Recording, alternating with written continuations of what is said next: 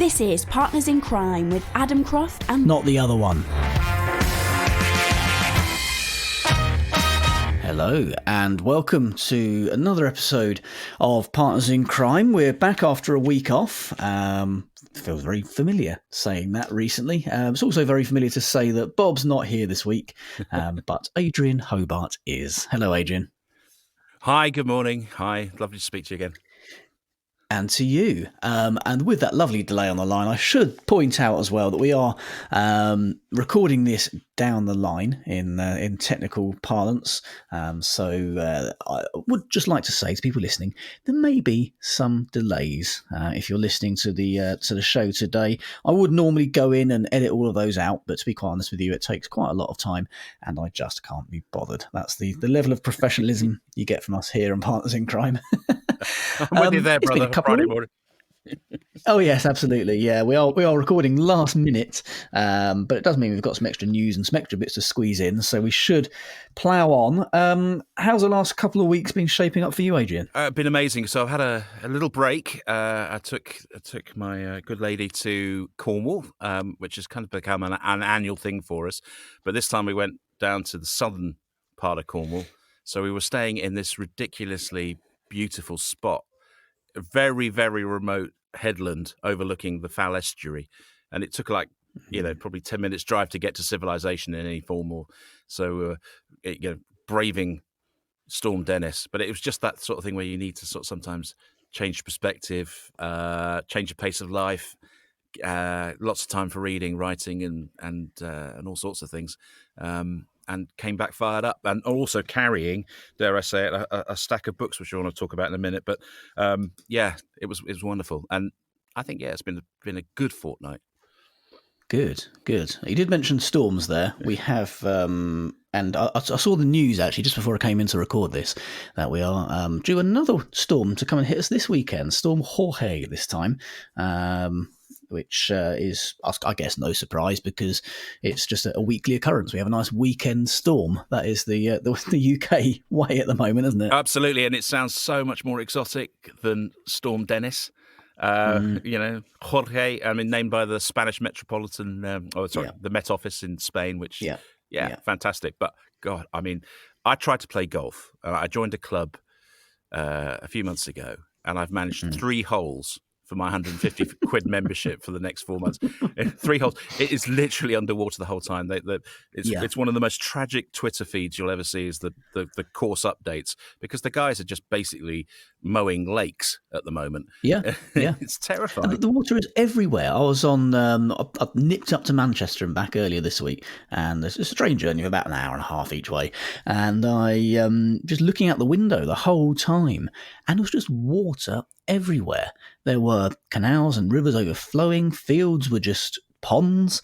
The whole journey up that kind of western side of the UK was just wet, and there's water absolutely everywhere. I don't know how we're actually going to handle another storm, but there we go. We'll still end up with the hosepipe ban come the summer, though. Oh, absolutely. Yeah, I'm looking forward to that. On an island, covered in water as well as surrounded by it, and we're still going to end up running out. Well, something else we did spot in the news this week, something else that happened on Monday while I was on a train, is that very sadly Clive Cussler passed away. He'd written more than 80 books in his life. He's the American author of the Dirk Pitt books, which is what he was most famous for. He wrote 25 books in that series, sold more than 100 million copies in total, published in more than 40 languages. And he even named his son after his main character, called him Dirk, and Dirk wrote his final 3 novels with him. So, very sad loss for the community. And something else I didn't know is that he was considered to be an expert in shipwrecks as well. Really? Well, that's pertinent because, I was at a shipwreck museum a week ago, which is actually where Mr. Dawes was filming not so long ago for Poldark. There's a shipwreck museum at this place called Charlestown, which is near St Austell in Cornwall, and it's this amazing Georgian port, which has basically not changed apart from the pubs are a bit more updated.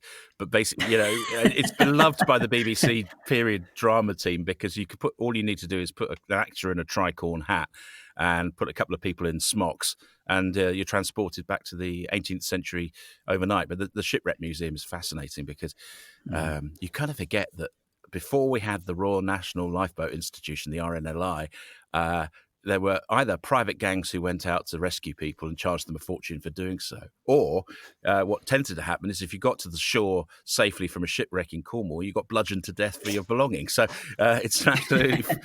I love Cornwall because of its... frankly, it's got a softer image now, but boy, oh boy, is it bloodthirsty in days past. So, it always gets my blood up. Yeah, I was going to say, I love the thought of a Georgian protection racket knocking around Cornwall. Yeah, that's an idea for a book. You said it first. I was going to say. Yeah, are you going to trademark it, or shall I go for that one? There's a series in that, isn't there? Definitely. I'll write it, you publish it. All right, yeah, okay, we'll do that, yeah. Speaking of crime in Cornwall, you did mention that you'd found some books down there. I know you saw a couple of things you put up on Facebook about rummaging around bookshops in Cornwall and picking up some crime classics. So walk us through what you found in that treasure trove, if you will. Yeah, and I said to Rebecca, my partner, I said, what we need is to find somebody who's going to write the great Cornish fiction, crime fiction series, because what a setting. I mean, there are a lot of authors who've made their fortunes out of sort of regional settings, I suppose. And Cornwall is as good as any, probably, I would argue, personally, because I'm such a fan of it, as the perfect setting for murder. So I went to a couple of independent bookshops, one of which I have to recommend so highly. It's a treasure trove called Hurley Books, and they're in Mevagissey, and they're sort of down by the harbour. So it's a great setting. Husband and wife team run it. Liz Hurley is also a published author. She just had her first book out. First, not the Liz Hurley. No, the other Liz Hurley. I think Steve Hurley, who I met there, and we'll see at London Book Fair. He says, he's rolled his eyes. Yes, I haven't married the other one. So, but anyway, congratulations to them. And there I found some new and some secondhand gems. So I wanted to sort of, from the golden age. I'm sure many of our listeners will know the British Library crime classic imprint, where they dig out stuff and give them fantastic covers. So from there, the Cornish coast murder from John Bude. Let me just see when that was written. 1930s, and he died in. John Bude was the pseudonym of Ernest Elmore, who wrote 30 crime novels and died in 1957. So I'm looking forward to digging into that. I got that secondhand. And then a little bit sort of newer, but sadly it's a funny imprint. They're called True Run. They published a book called Smoke Damage by Debbie Fowler. And she wrote a series of novels based around Cornwall settings. I haven't had a chance to dip in it, but it's one of those sort of independently published. It feels independently published in the way that the cover looks, but nonetheless, I'm sure it's good.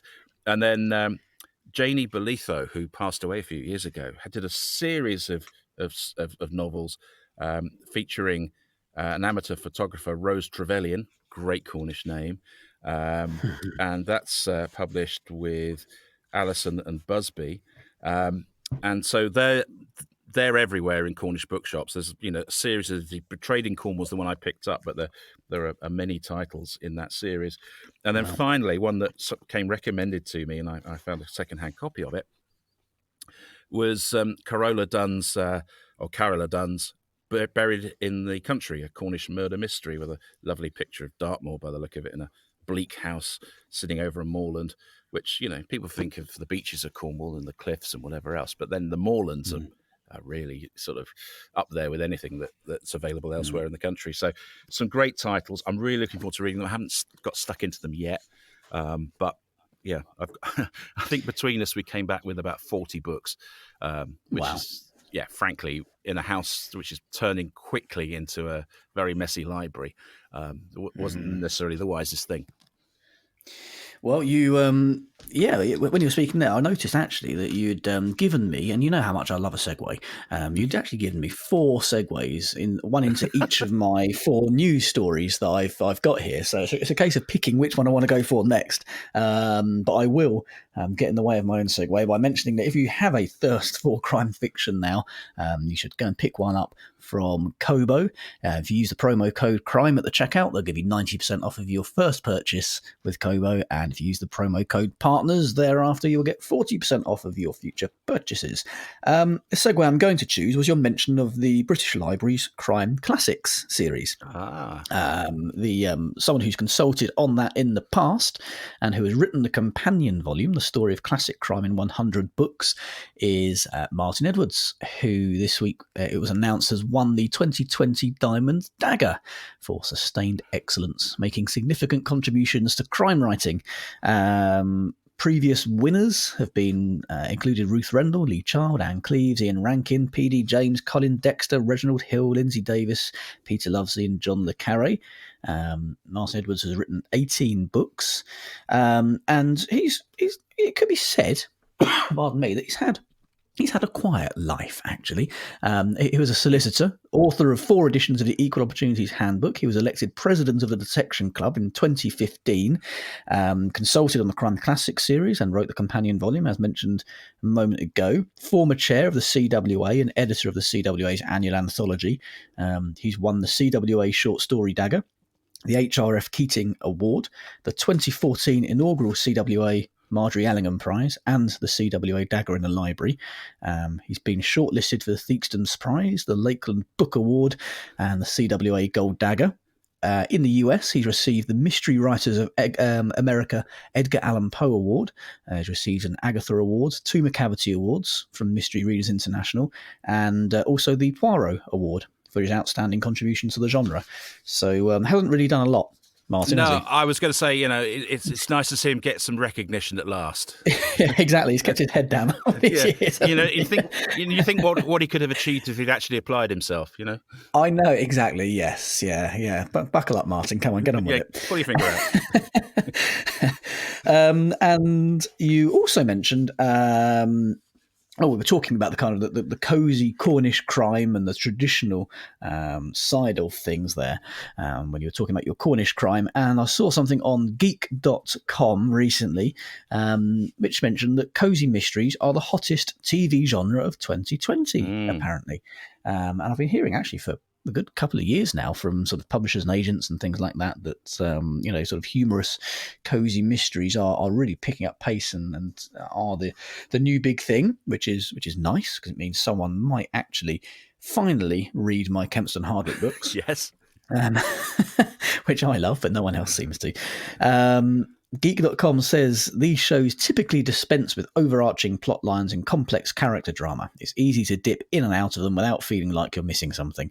They demand focused attention while you're watching them, but unfold at a leisurely pace that isn't taxing. Sex and violence are dialed down to a minimum, leaving just the sheer mental pleasure of wrapping your brain around a puzzle while being entertained by colourful supporting characters. It goes on to recommend TV shows that are cozy mysteries if perhaps you haven't seen any or you want to find some new ones. It starts with Murder, She Wrote, which ran from 1984 to 1996. Yeah, I've never heard of it. No. The film Rian Johnson's Knives Out, which apparently is a good one, but it also goes on to mention Midsummer Murders. Never heard of that either. No. Miss Fisher's Murder Mystery, Miss Fisher's Murder Mysteries, which is an Australian show set in the 1920s. Rosemary in Time, which I think was a BBC or ITV show. ITV, I think, yeah. 15 years ago, wasn't it? Hetty Wainthropp Investigates, Yes. which aired over here in the mid-90s. Agatha Raisin, which is on TV at the moment. I think there's a new series starting with Mr. Dawes in an episode or two, actually. Never heard of him either. No. Of course, author of those books, MC Beaton, also died recently. Queens of Mystery is also recommended. And they go on to say that even though Netflix used to have a lot of cozy mysteries, including Midsummer Murders, they've lost the rights to a lot of those. So they recommend, Geek.com recommend using Acorn, as a streaming service, which is overflowing with cozy mysteries and everything that was mentioned above, apparently. And also Britbox, which I know you're a fan of and you've been delving into recently, haven't you? Well, yeah, absolutely. I am a fan of it for the Doctor Who stuff, if nothing else. But Cozy Mystery Mundo, everything that's been mentioned there, I think is pretty much there. That's been made by ITV or the BBC. Although some clanging omissions. Where's Bergerac, Britbox? Come on. You know, I've got to get my fix of Charlie Hungerford and his cigars, you know, and his sports casual, you know, and his blazer. I mean, where is it? They've dropped one there. I mean, it's interesting with Britbox because it's there's an element of stuff that you would love to see there, but will never make it onto Britbox because it just simply isn't acceptable anymore.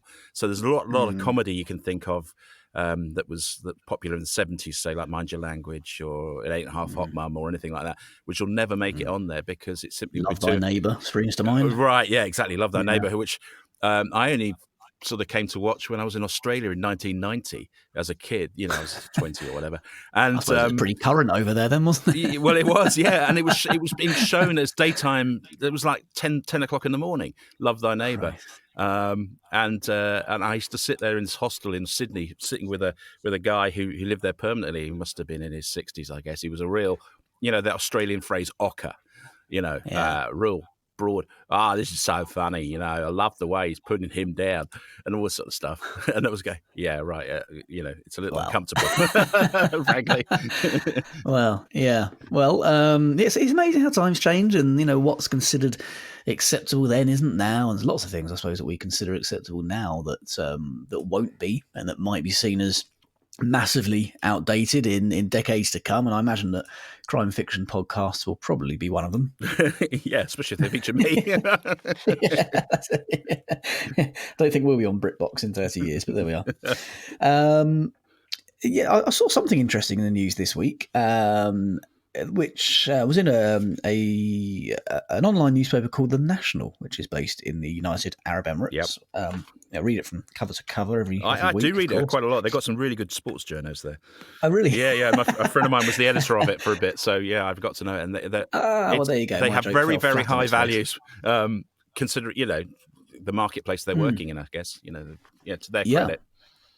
Well, they had an article, an interview with Joe Nesbø, or as we were told recently by a listener, he's actually pronounced, I think, Nesbø. Right. Or something like that. Yeah, when he was playing for Tottenham, that wasn't how anyone used to pronounce his name. Yeah. I was going to say, it just sounds like he's a Geordie when you say it like that. He's the mind behind more than a dozen mega-selling crime thrillers, says The National.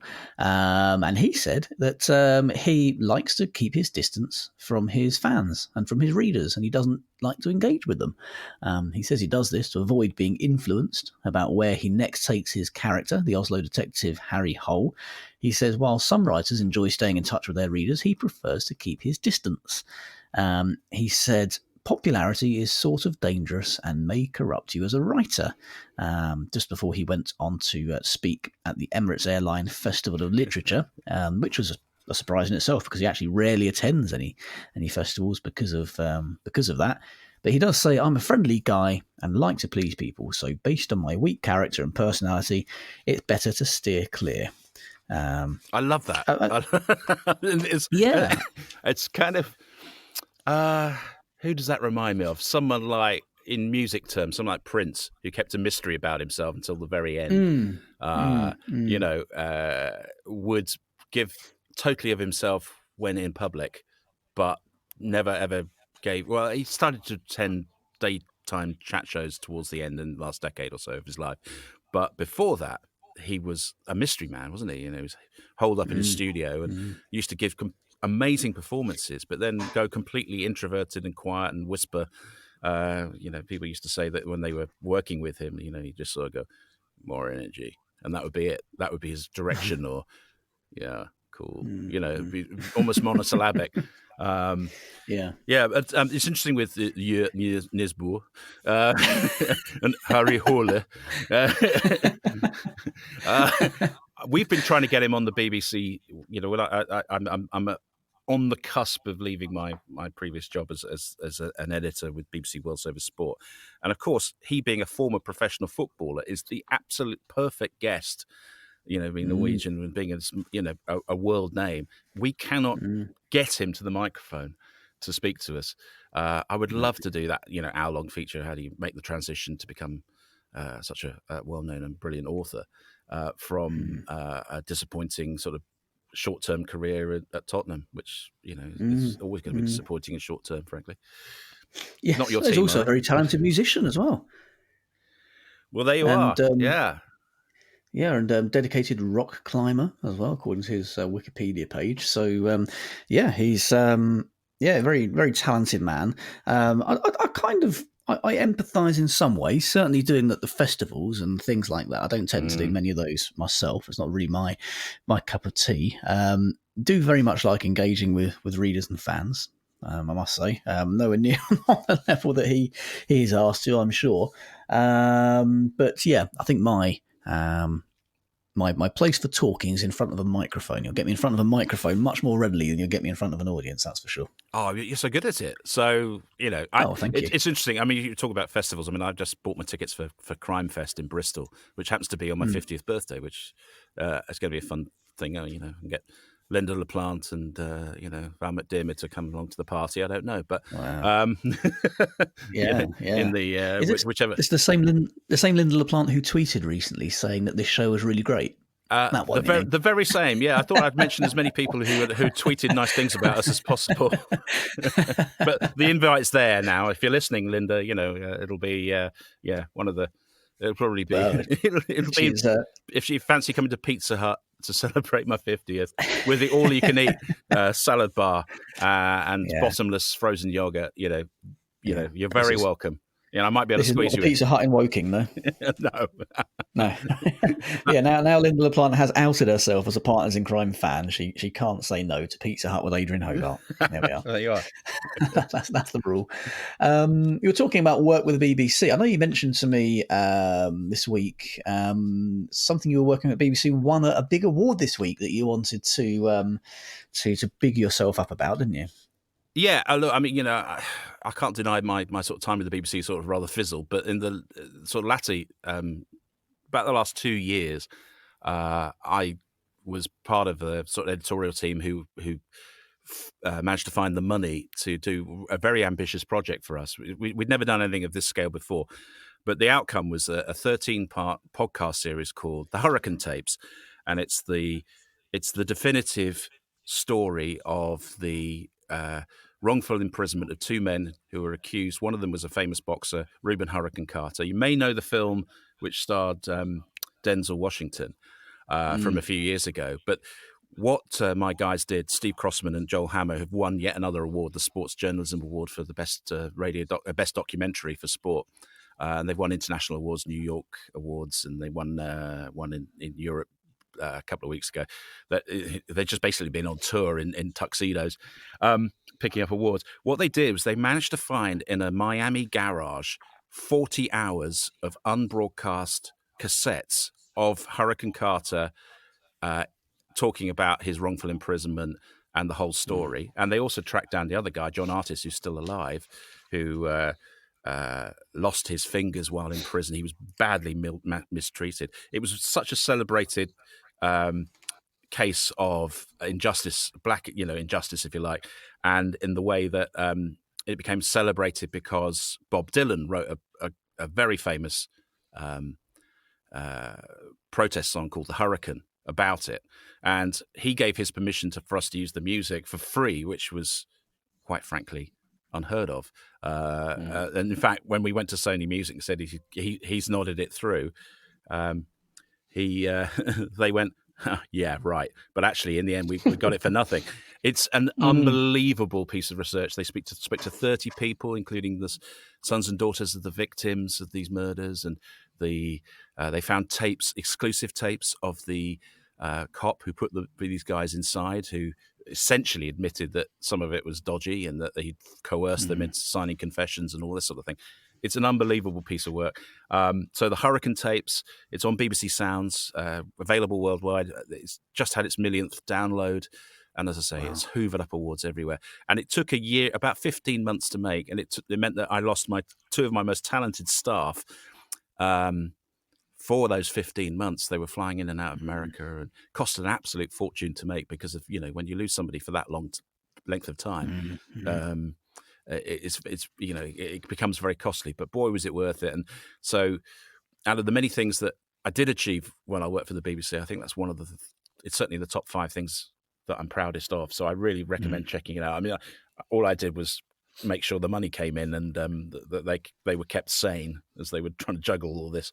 Well, without the money, there wouldn't have been a show. So, right. There we are. Yeah. The Hurricane tapes on BBC Sounds. Go and check that out. And while you're bigging yourself up, I'm going to big myself up because I've had a book out this week. You have, which is doing well and is still climbing up the charts. A few days after its release, Closer to You, which is a psychological thriller about a woman called Grace who goes onto a dating app and finds the guy of her dreams, although it turns out that he's not all that wonderful because he actually wants to kill her. That's about the gist of it, so go and check that out if you like the sound of it, if I haven't already ruined it for you. It's autobiographical, is it? Or... Yeah, absolutely. Yeah, that's Closer to You. Closer to You by Adam Croft. That's me over at Kobo. If you haven't bought a book from Kobo before, then use the promo code CRIME at the checkout. They'll give you 90% off, and it's already very cheap. And if you have used your CRIME code, then use the promo code PARTNERS and you'll get 40% off of that. And any of my other books you want to buy, if you want to go on a shopping spree over at Kobo and buy lots of my books, that would be lovely. That would pay the bills. So it does bring me on, actually, to an article I saw on Mashable.com this week, which I'd frankly forgotten existed. Yes. It used to be massive, didn't it? Yeah. A few years back. Mad Bible and all the other things that have gone wrong. Yeah. And according to Amazon's 2019 review of its Kindle sales, there are now thousands of independently published authors taking home royalties of over $50,000 a year, while more than 1,000 have hit 6-figure salaries from their book sales last year. It's essentially an article about the fact that more and more writers are publishing their own work or setting up their own publishing companies, as you and I have, in order to publish our work. And it also mentions lots of authors who have left publishers in order to go it alone and who have turned down publishing deals, as I have. I've turned down numerous ones over the years, and the ones that I have taken I've very quickly got myself out of. It mentions the horror author Adam Neville, who been writing for 20 years, 19 traditionally published books under his belt. He's an award winner. His 2011 book, The Ritual, has been adapted into a film by Netflix. And despite all of that, he's still realised he's better off going it alone. So for financial reasons and control, he has decided to publish himself since 2016. So his self-published books have already outsold many of his traditionally published ones. So it's a very interesting article actually about the growth of independent publishing and the difference in the industry now, I suppose, compared to maybe 10, 15 years ago. It's monumental, absolutely monumental. Yeah. And you're at the vanguard of it, but and I'm just starting out on that journey myself and with Rebecca and Hobart Books. It's I think the potential is so huge. I think that it's interesting because the traditional publishing worlds are sort of dissing the ebook market and saying, there's been a decline in sale in Kindles. But what I argue is, look, no one needs a Kindle anymore because your phone is frankly monumental. It's practically cinema size nowadays, and the screens are better. And you can read, if you're going to download an ebook, you're going to read it on there because you're going to carry that around. You're not going to carry your Kindle around so much. Yeah. Well, and Kindles last for absolutely years. And everybody who was going to buy a Kindle has already bought one. Absolutely. Absolutely. So, the sales of devices are going down because they're going to run out at some point. And as you say, yeah, people reading on phones. Yeah, sales of ebooks themselves definitely up. Sales of paperbacks also up. So yeah, it's a good time to be a writer, whichever side of the industry you're on. And that's before we even start with my favourite subject, audiobooks. So yeah, I mean, and they're going through the roof. So they certainly are. Yeah, that's something I've seen really opening up in recent months and years. I think I can't remember the exact figures, but I think my 2019 audiobook sales are up 400% on 2018. Yeah. So it's a massive jump. We'll have to do a talk on that at some point, won't we? It comes to the end of this episode now. We'll have to do an episode on audiobooks. So you've got a very interesting background there as an audiobook narrator, also of my books as well. Yes. And, so if you're an audiobook fan, In Plain Sight will be winging its way to you very, very soon. I have to say, I've stopped myself I've taken out the headphones and said, you've got to listen to this bit because I don't know, Adam. I mean, you can, whether we should talk about this publicly or not, but I get the sense now that I'm on the third one, on these Night and Culverhouse books, that you've written it for the way I've interpreted the character a little bit more. So I have had such a ball playing Culverhouse in certain scenes where he's really hit new heights, if you like, of grumpiness and colourful metaphors, as they would say on Star Trek: The Voyage Home. Well, characters evolve over time, I think, don't they? And the storylines change them, and things like the audiobooks and the way that you read those, and everything does. It goes into a melting pot, and things mature and grow over time. And I'm really, really enjoying it as well. So I'm glad you are. We'll do a chat on that soon. But if you are an audiobook fan, do go and check out mine, read by Adrian. So, you get to listen to my rubbish words and his dulcet tones all at once. So it's just like a very long episode of Partners in Crime. Yes. Speaking of long episodes of Partners in Crime, we're now over 31 minutes, so I'm starting to get itchy. I'm going to leave it there. Bob, I am told by Bob himself, is back next week. He's been touring this week. I think he's in Cheltenham, but he'll be back next week as we move towards our 100th episode. I think we're only a few off of that as well. Oh, so wonderful. Talk about our plans for that. I think we're intending to do a live episode, which should be available through lots of different channels. You'll be able to listen to it live online through Podbean. I think we'll watch it through Facebook and YouTube and fantastic. Yeah, various different things there. So starting to get the heebie-jeebies over whether the technicalities will work, but fingers crossed. Somehow it always works. Well, yeah, that's the problem. It has always worked up until now. So there's a first time for everything. Thank you very much for joining me, Adrian. Great pleasure. It's always a pleasure to have you on. Yeah, it's been fantastic. Thank you. And we'll see you all next week.